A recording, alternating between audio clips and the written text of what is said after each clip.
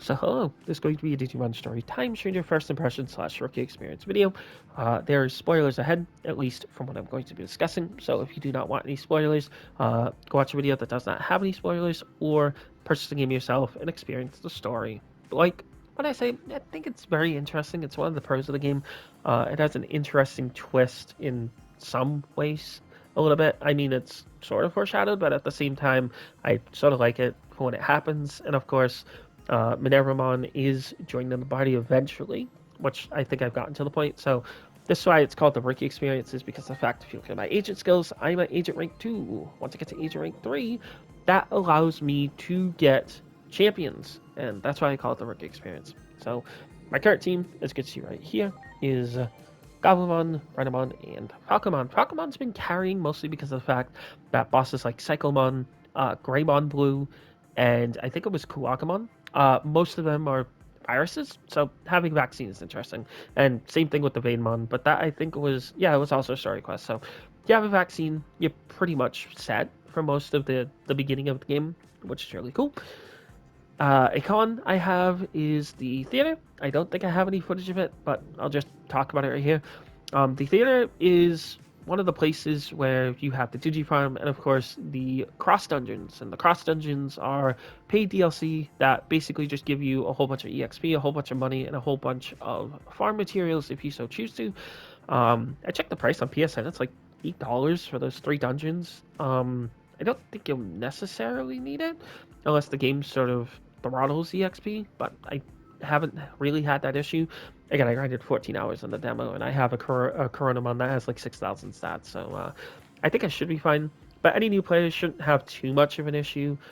They may have to grind a little bit in sort of the sewers to get 200 scan rate Digimon and sort of feed them into their other Digimon, because even, like I said, these are modest. Like, I maybe fed like 10 or 15 Digimon into these guys, and they were able to get to like 200 plus stats, and they were enough to carry. Like, this Pokemon, like I said, absolute blessing. So, like I said, pro is the story, con is the whole theater thing. Another pro is, again, the Digimon themselves. They have some good stats into them. The ability to use enhancement skills, or at least the attachment skills on other Digimon, is insane. So, like, you can use the Serenamon to use acceleration boost on the Falcomon to do a bunch of damage, which is really cool. Unlike in the original story games where you had to sort of use acceleration boost on yourself and sort of skip your turn. So, I enjoy it. I guess I wouldn't really say there's any other cons. The game is fun. I enjoy it. I will be getting to champions, like, literally after I finish this video. But in general, my first impressions are the game is good. It does get a little bit slow, because, again, like I said, I praise the story, but at the same time, it's sort of formulaic. Wake up in the morning, do something. You do the, middle of the day where the big event happens. The end of the day, sort of get some calm down talk, and then you sleep, and you wake up, and you do it all over again. So like a day-night cycle type of deal. Instead of just, being in a set time, it actually feels like a day is passing in game, which is really interesting, but at the same time, it's very formulaic. So in general, I think it was really good, and it's still good, and I'm going to enjoy it. So first things first, we're going to talk about the team. We have a Galgamon, a Cubimon, and a Bakimon. The most important things about this Galgamon is, of course, it has acceleration boost and spell boost. It has an attack charge in there, because why not? This Cubimon has acceleration boost as well to profit to anything else, and of course has Shock Plasma, which was of course from the Factorial area, was only really useful on the Lord Leomon, and Bakimon, which Bakimon, strangely enough, was sort of the MVP as well at this time, because it has 15% HP damage and a 50% chance to apply injury. I know bosses resist injury, but in general, I still think it's a decent mod because it does percentage damage instead of HP damage, like normal damage. And Deltamon, which, again, do not think about triple forces as being a bad move. It does at least 75 damage, and for some reason, it was shredding through Volcanusmon's barrier pretty easily, as you can see on screen. It was insane. The other boss fight was Ultimate Brachiomon, but honestly, that was more of just like a gimmick where it's like, oh, it resists physical. Oh, it was just magic, but you were still dealing like a decent amount of damage if you had a Digimon that had enough stats into it, which you can even see. I didn't go too much on this, like 400, 300, 400, 180 on this one. Not too bad. But if you look at the agent tree, yeah, you could see where I put most of my stuff. So I have 545 points, which is why I'm saying this is the end of the champion training, because I'm going straight to ultimates. And as you can see, the Bond of Valor, I have 13 of 46 available or done. So that's really cool. Some of the ones I like on this tree, of course, the attack buffs, and then strangely enough, this Digivolution of Valor, because of the fact that it can just reduce the points that you're needed by 60% or up to 60%, which is absolutely insane, especially to get Digivolutions early. I don't have many Digimon that fulfill that requirement, but in general, it's honestly not a bad thing to have if you're struggling to Digivolve, which honestly, the game gives you enough EXP from some boss fights and such. I haven't really had to load Digimon until like since the beginning of the game, because the beginning of the game was a little bit difficult, but now it's getting to the point where I'm setting up my team, I'm setting up a vaccine, a data, and a virus core, and it honestly isn't too bad. The Mechanismon boss fight was, but if you have Cross Arts Burst, which is one of the first ones you get, and you swap it straight on, yeah, that boss is somewhat of a joke because of the fact that once you get the Cross Arts Burst, you could just use Burst and absolutely explode the arms and then just go straight for Volcanismon itself. So that's really cool. In general, I hope that the ultimate journey is a lot longer, which I sort of expect it to be because look at the point requirements. But in general, I'm having a blast. And I know it's only day one so far, but I think I might be able to beat it throughout the week, but we'll just have to see. Oh my god, the story retreads so much on itself, it's insane! When you go from one section where it's the bad ending to one section where it's technically the good ending.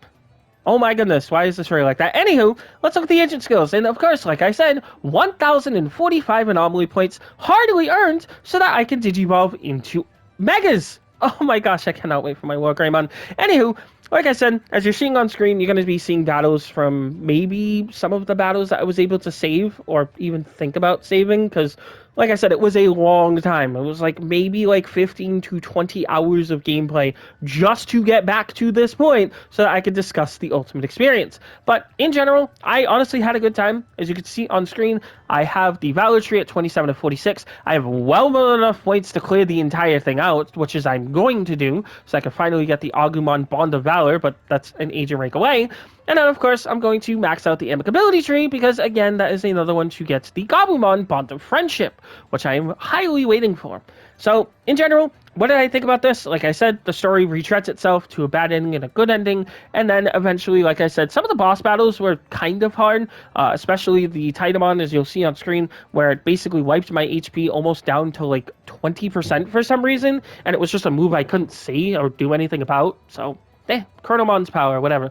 So, in general, I enjoyed this section. The next video will probably be the last one on this when I get to the Mega experience, which will just be once I beat the game, because there are no evolutions past this. I may try some DNAs, but those are Agent Rank 8 instead of Agent Rank 7. Alright, so if you're at this point of the video, that means you've actually watched everything beforehand. So this is going to be talking about the Mega experience slash basically my full review of Digimon Story Time Changer. In the background, you'll be seeing Royal Knight gameplay and probably some from the Outer Dungeons on basically anything I've had on the game. So in general, Digimon Story Time Changer, I'm giving, I'd say my rank right now, 8 out of 10. So the reason why I say 8 is because of the fact that it could have been better in the form of the Agiomon being editable in terms of stats, where you can't really edit it, and just the fact that there's a very easy way in multiple ways to actually break the game open in terms of EXP. But in general, it still was a fun time, unbalanced experience, which I did previously on my first playthrough. My second playthrough was on Mega Plus, as where I had everything done, and it took me 11 hours, but I was able to get the platinum at 99 hours and 55 minutes. I believe I have a clip I'll probably show on screen. But 99 hours and 55 minutes, I was able to get the platinum for the game.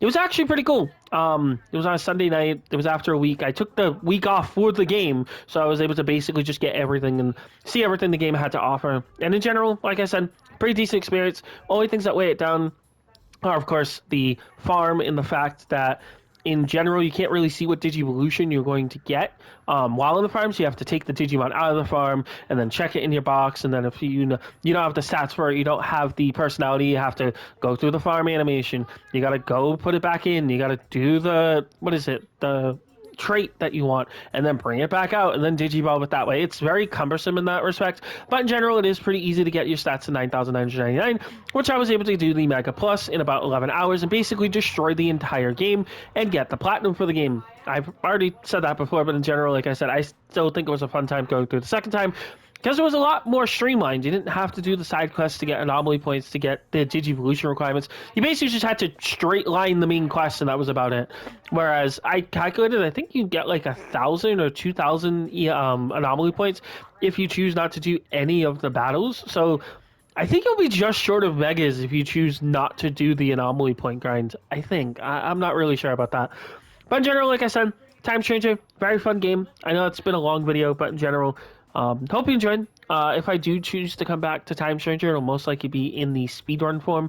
It's actually been a speedrun for the story category, I believe, in the any%, and in the any% New Game Plus, there's actually a mega speedrun out there. So go find it if you want. Like I said, I hope this game gets very speedrun worthy in terms of like glitches, not really glitches, but in general like optimization, because I did speedrun the demo if you do not know. So in general, like I said, hope you enjoyed. Thanks so much for watching. I'll see you later. Bye bye.